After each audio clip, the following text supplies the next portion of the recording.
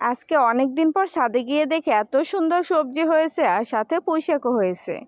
এত তরতাজা পুঁইশাক দেখে মনে হলো আলু আর চিংড়ি মাছ দিয়ে পুঁইশাক রান্না করব আজকে। পুঁইশাক কেটে নিয়েছি আর সাথে আলুও দিয়েছি। ধুয়ে এক সাইডে রেখে এখানে পেঁয়াজ রসুন আর কাঁচামরিচ নিয়েছি। কড়াইয়ে পরিমাণ মতো তেল দিয়ে চিংড়ি মাছ দিয়ে দিলাম। চিংড়ি মাছ কয়েক সেকেন্ড ভেজে নেব। এই পর্যায়ে দিয়ে দিচ্ছি পেঁয়াজ রসুন কাঁচামরিচ।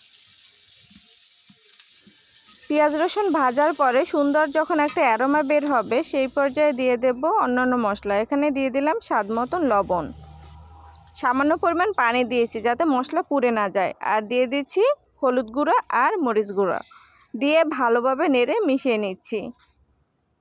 খুব ভালোভাবে কষিয়ে নিলাম। এই পর্যায়ে দিয়ে দিলাম ডাঁটা আর আলু।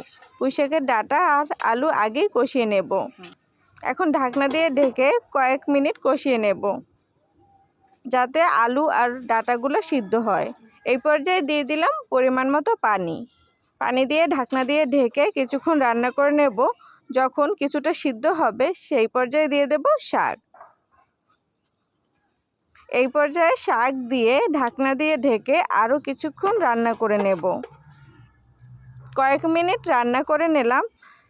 এখন উল্টিয়ে নিচ্ছি। আবারও ঢাকনা দিয়ে ঢেকে আরও কিছুক্ষণ রান্না করে নেব। আলু আর ডাঁটা সবই মোটামুটি সিদ্ধ হয়েছে, সাথে শাক তো সিদ্ধ হয়েই গেছে। এখন নামানোর আগে আলুগুলো ভেঙে দিচ্ছি। আলুগুলো ভেঙে দিলে পুঁইশাকটা খেতে ভীষণ টেস্টি হবে। রান্না শেষ, নামিয়ে নিলাম। ভালো লাগলে লাইক কমেন্টস করবেন, সাবস্ক্রাইব করে পাশে থাকবেন।